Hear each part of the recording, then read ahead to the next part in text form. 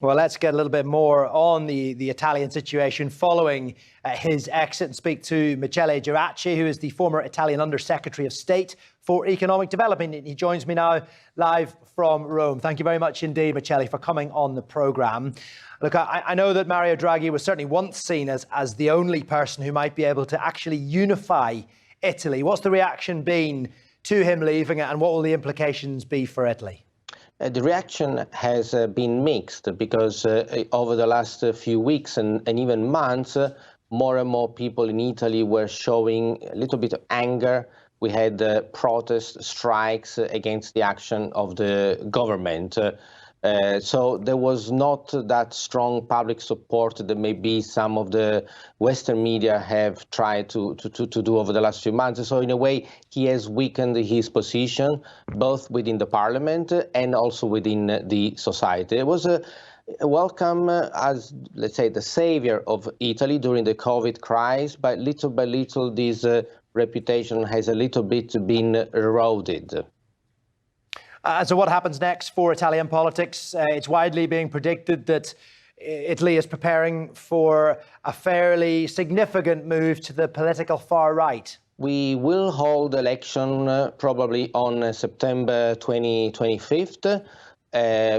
You know, in any election, any outcome is good. It's the people who decide. If they choose left-wing, there will be a left-wing government. If they choose right-wing, there will be a right-wing government. I don't worry so much when people choose what government they want for their own country. And maybe a change could be welcome because things were not going so well. I heard earlier the discussion that your correspondent had discussed about the effect of sanctions on Russia. The government led by Draghi was one of the promoters to try to block the imports of gas from Russia. But this is not working because gas is only a very small proportion of Russian revenue. There was a little bit of a misunderstanding that if Europe suddenly were not to buy gas from Russia, Russia would withdraw from Ukraine. This is not true. In fact, it is Russia that is now not delivering until this morning as much as gas. So it is Russia that is weaponizing gas, not Europe. Why? Because many of the decisions have been made on emotions with very little analysis, very little data to back it up. And so I do think that a new government, maybe led by a right-wing coalition, could actually bring analysis, data back into the table of policymakers so that we avoid to make the mistakes that were done over the last few months. I just gave you the example of sanctions, but there are many, many others.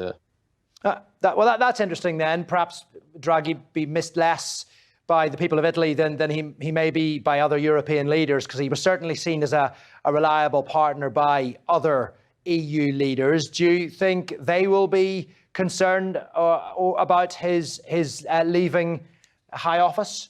You know, we do not interfere with other countries' politics. Germany, United States choose the leaders that they want. And so it is normal that leaders establish a personal relationship. So someone will miss Draghi because they've been working with him every year.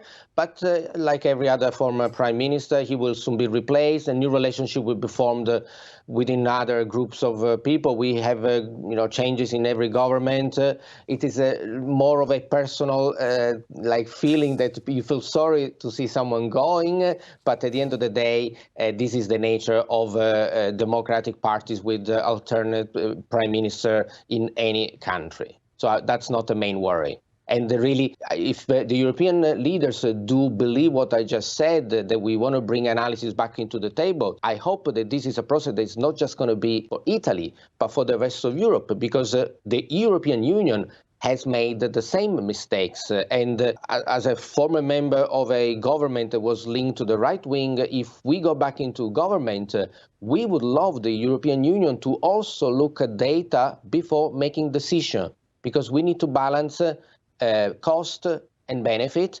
analysis that were not done during this Ukrainian crisis. If I may, to prove it, we put 6 packages of sanctions, and each of them has not worked. And now we're looking at the 7th package. So when you think that you need a 7th package, it probably means that the first 6 have not worked as much as you hoped, including the sanctions that we put on Russian banks, that has prevented African countries from purchasing the grain, the wheat. And I'm very happy that Turkey is taking an active role in trying to brokering and solving the situation. They could have asked us, if you don't allow banks to receive money, African countries cannot buy it, let alone the problem of the Black Sea with the mines and so on. It's a comprehensive discussion we've just had, Michele. Italy going to the polls in the autumn, and we perhaps will speak to you at that time when they go to the voting booths. Thank you very much indeed. With pleasure. Thank you.